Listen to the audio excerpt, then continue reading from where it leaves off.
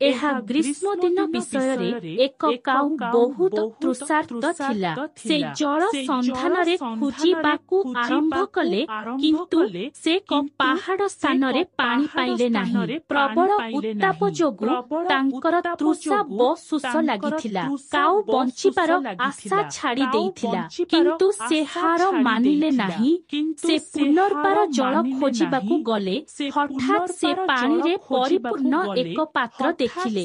ସେ ସେହି ପାତ୍ର ଦେଖିବା ପରେ ବହୁତ ଖୁସି ହୋଇଗଲା ଏବଂ ସଙ୍ଗେ ସଙ୍ଗେ ପାତ୍ର ଆଡ଼କୁ ଉଠିଗଲା। ସେ ପାଣି ପିଇବାକୁ ଚେଷ୍ଟା କରିଥିଲେ ମଧ୍ୟ ସଫଳ ହୋଇପାରି ନଥିଲେ, କାରଣ ସେହି ପାତ୍ରରେ ବହୁତ କମ ପାଣି ଥିଲା। ସେ ନିରାଶ ହୋଇ ସେଠାରୁ ଚାଲିଯିବା ଆରମ୍ଭ କଲାବେଳେ ହଠାତ୍ ତାଙ୍କ ପଥର ଉପରେ ପଡ଼ିଗଲା।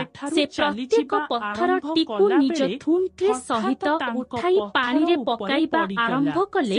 ଧୀରେ ଧୀରେ ପାଣି ଉପରକୁ ଆସିଲା ଏବଂ କାଉ ତାର ଥୁଣ୍ଟରେ ପାଣି ପିଇ ସେଠାରୁ ଉଡ଼ିଗଲା। ଖୁବ୍ ଆନନ୍ଦରେ ଉଡ଼ି ଚାଲିଗଲା।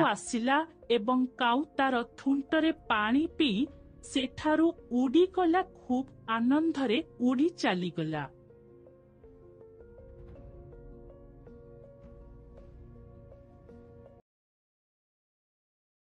ଏକଦା ସେଠାରେ ଏକ କାଠକଟା ଏବଂ ତାଙ୍କ ପିଲା ଏକ ଜଙ୍ଗଲରେ ରହୁଥିଲେ।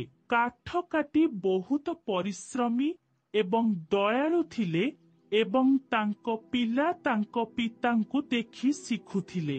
କାଠକାଟି ଜଙ୍ଗଲୀ ପ୍ରାଣୀମାନଙ୍କୁ ବହୁତ ଭଲ ପାଉଥିଲା, ଯେଉଁ କାରଣରୁ ବଣୁଆ ଜନ୍ତୁମାନେ କାଠକଟକର କୁଟୀର ନିକଟକୁ ଆସୁଥିଲେ ଏବଂ କାଠକାଟି ମଧ୍ୟ ସେମାନଙ୍କୁ ଖାଦ୍ୟ ଦେବେ। ଥରେ ଜଙ୍ଗଲରେ ବହୁତ ଥଣ୍ଡା ଥିଲା। କିଛି ମେଷ ଶାବକ ଆସି କାଠକାଟି ହାଟ ନିକଟରେ ଠିଆ ହୋଇଥିଲେ, ଯେଉଁମାନେ ଥଣ୍ଡା ହେତୁ ଥରୁଥିଲେ। ପଶୁମାନଙ୍କୁ ଦେଖି କାଠକାଟି ପିଲାଟି ଶୀଘ୍ର କାଠ କାଟି ପୋଡ଼ିଦେଲା। ଚାରିପାଖରେ ଜଙ୍ଗଲର ଅନ୍ୟ ପଶୁମାନେ ଏକାଠି ହୋଇଥିଲେ। ତାଙ୍କ ପୁଅ ଏପରି କରୁଥିବା ଦେଖି କାଠକାଟି ବହୁତ ଖୁସି ହୋଇଥିଲେ। ସେ ତାଙ୍କ ପୁଅ ପାଖକୁ ଯାଇ ତାଙ୍କୁ ଆଲିଙ୍ଗନ କରି ତାଙ୍କ ପୁଅକୁ କହିବା ଆରମ୍ଭ କଲେ, ପୁଅ, ତୁମେ ଅନ୍ୟମାନଙ୍କ ପାଇଁ ଯାହା କର, ତୁମ ପାଇଁ ଅନ୍ୟ କେହି ପ୍ରସ୍ତୁତ ହେବାକୁ ପାଇବ। ତେଣୁ ଆମେ ସର୍ବଦା ଭଲ କାମ କରିବା ଉଚିତ। ଜୀବଜନ୍ତୁଙ୍କ ପ୍ରତି ଦୟାଳୁ ହେବା ଉଚିତ।